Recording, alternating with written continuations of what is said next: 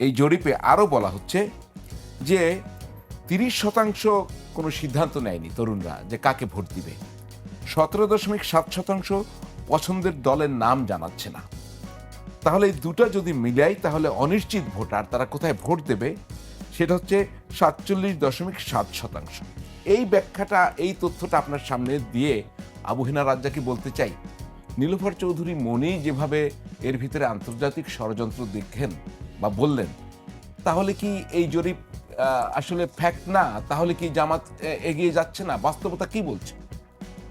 ধন্যবাদ আপনাকে এবং আমার সহালোচক এবং 21শে টিভির বা ইটিভির দর্শক শ্রোতা সবাইকে আমার শুভেচ্ছা।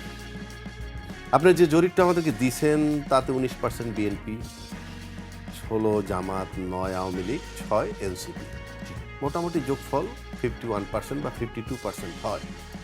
বাকি যে 47 বা 48% যেটা আপনি বললেন তার ভিতরে 30% আছে সিদ্ধান্তহীনতা, মানে তারা ডিসিশন নিতে পারছে। এই ডিসিশন নিতে পারতেছে না, তার কারণটা কি? এই ডিসিশন না নিতে পারা একটা সুন্দর যৌক্তিক কারণ আছে।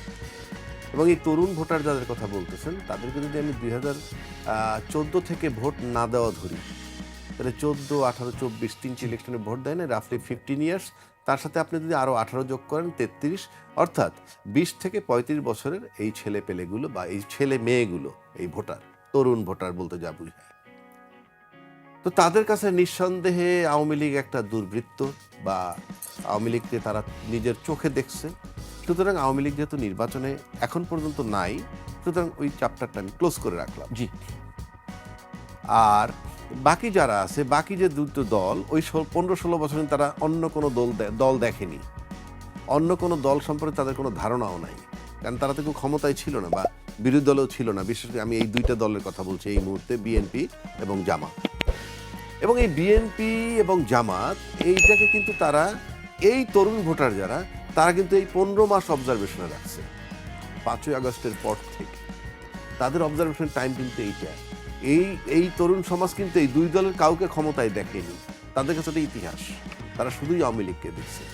সুতরাং তাদের যে জরিপ, সেই জরিপে 19-16 হতে পারে তাদের জরিপে। সেক্ষেত্রে বিএনপি থেকে জামাত খুব বেশি দূরে না, মানে জামাত খুব বেশি দূরে না, 3%। এখন আওয়ামী লীগকে আবার 9 দিছে। কেন 9 দিছে? আওয়ামী লীগ তো আছে বাজারে, ওরা জরিপ করে দেখছে 9 আওয়ামী লীগের আছে, বাট তারা কারে ভোট দিবে না সেকেন্ডারি। আর হলো এনসিপি, তো এনসিপির 6% থাকতে পারে এই মুহূর্তে। তাহলে আপনি হিসাব করেন এখানে সর্বোচ্চ হলো 19%। জি।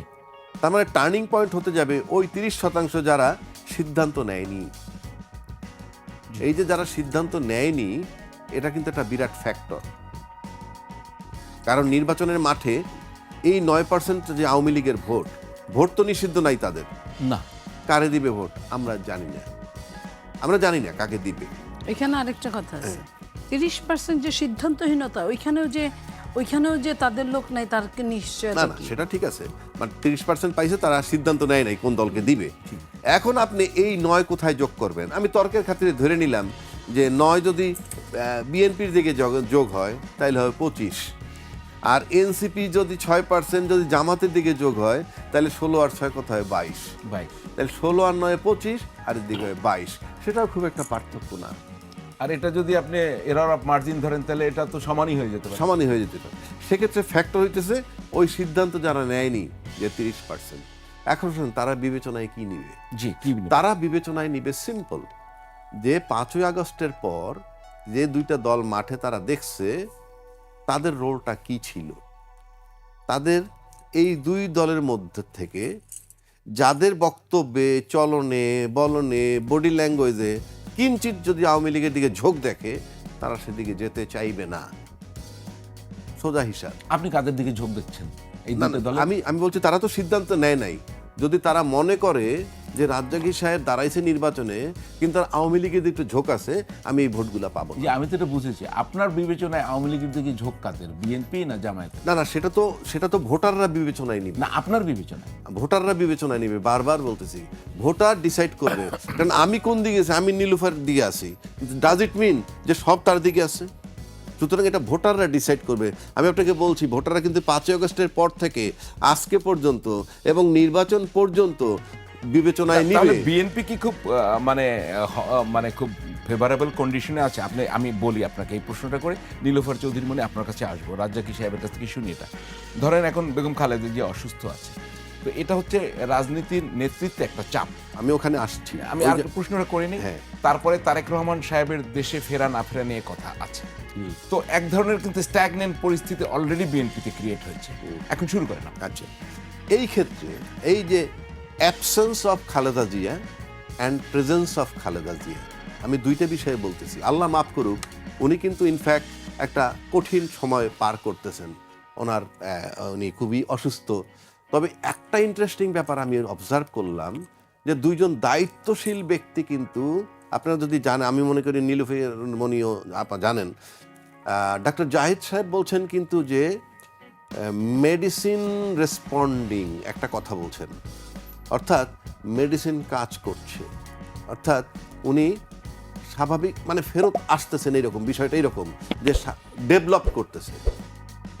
উনি যদি ডেভেলপ করে এবং সে কারণে বলছে যেহেতু মেডিসিন রেসপন্ডিং, তাই তাকে বিদেশ নেওয়ার চিন্তা আমরা করছি না এই মুহূর্তে। পাশাপাশি আরেকজন দায়িত্বশীল ব্যক্তি পার্টির মহাসচিব বলছেন, কি বলছেন, যে ওনার এত বেশি ডেটোরিয়েট করছে যে ওনাকে বিদেশ নেওয়া যাচ্ছে না। দুইটা কথা কিন্তু দুই ধরনের। এখন প্রশ্ন হচ্ছে, এই যে দুই রকমের কথা, এটা কিন্তু কিছুটা ক্রাইসিস তৈরি করবে। এক, দুই, এবার আসেন অ্যাবসেন্স অফ খালেদা জিয়া। যদি আমি বলছি উনি মারা যাচ্ছেন তা নয়, আমি বলছি যদি লন্ডন চলে যান, লন্ডন চলে গেলে কি হবে? লন্ডন চলে গেলে ছেলেকে, যেহেতু এখনো লন্ডন আছে, ছেলেকে ওখানে থাকতে হবে লন্ডন চলে গেলে। সেক্ষেত্রে নির্বাচনের ধারা যদি চলমান থাকে তাইলে পরে একটা হিসাব, আর যদি বেগম খালেদা জিয়া ঢাকায় থাকেন, তার যদি আসার সম্ভাবনা দেখি, তাইলে আরেকটা সিনারিও আসবে পরিষ্কার। এখন আল্লাহ মাফ করুক, আমরা তো মেরিটস ডিমেরিটস আলোচনা করতেছি। বিএনপির জন্য যে জিনিসটা হবে, আল্লাহ মাফ করুক, যদি ম্যাডাম আর ফেরত না আসেন বেগম খালেদা জিয়া, তাইলে যেটা হবে তারেক জিয়ার প্রতি নেতৃত্বটা তার কাছে বেশি ভিড়বে তখন। এখন তো আজকে উনি ঢাকায় আছেন, বেগম খালেদা জিয়া, উনি কিন্তু সিম্বল অফ ইউনিটি, আজকে পর্যন্ত সিম্বল অফ ইউনিটি। কিন্তু যখনই কোনো কারণে যদি উনি মাইনাস হয়ে যান, মানে আল্লাহ মাফ করুক, তাহলে কিন্তু তখন এই নেতৃত্বটা ফর দ্য টাইমের সাথে সাথে চলে যাবে তারেক জিয়ার কাছে। এবং সেই তারেক জিয়ার কাছে যখন যাবে, তখন কিন্তু তারেক জিয়া বা তারেক রহমান এমন একটা জায়গা আছে, আমরা মুখে যত গল্পই করি, যেই পার্টিগুলা পরিবার ভিত্তিক, সত্য কথা যেটা, এই পার্টি পরিবার ভিত্তিক, সেখানে মনে করেন স্ট্যান্ডিং কমিটির 50টা নেতা প্লাস একসাথ হইলেও ওই একজন নেতার সমান হয় না। সে কারণে মানে তার ইউনিটিটা তখন চলে যাবে ওখানে, এবং নেতৃত্বটা তারেক জিয়ার কাছে চলে যাবে একেবারেই। এইটা হলো একটা প্লাস পয়েন্ট। মানে আজকে আমরা যে দেখি 19-20 বিভিন্ন জিনিস, ওইটা সেক্ষেত্রে বিএনপি খুব স্ট্রং হয়ে যাবে। তখন এই জরিপটা খুব একটা কাজ করবে বলে মনে হয় না, তখন ব্যবধান হয়ে যাবে। যেটা এখন 19-এ আছে, এদিকে 16-তে আছে, তখন হয়তো এই 30-এর থেকে কিছু ওদিক চলে যাবে, অথবা ওদিক থেকে এদিক চলে আসতে পারে, কারণ তো ফ্ল্যাকচুয়েট করে ডলার পাউন্ডের মতো জরিপটা। সুতরাং সেটা একেবারে কমেন্ট করা খুবই মুশকিল। But there is every possibility যে বিএনপির নেতৃত্ব যদি তারেক জিয়ার কাছে যায়, আলটিমেটলি এখন পর্যন্ত কিন্তু ওইভাবে যায়নি, কিছু বিশৃঙ্খলা আছে, আমরা মুখে গল্প যতই করি, এবং তার কাছে যাওয়া উচিত। এক, দুই হচ্ছে, দেশের এইরকম একটা সিচুয়েশনে একটা কথা আছে যে -4 একটা কথা চলতেছে।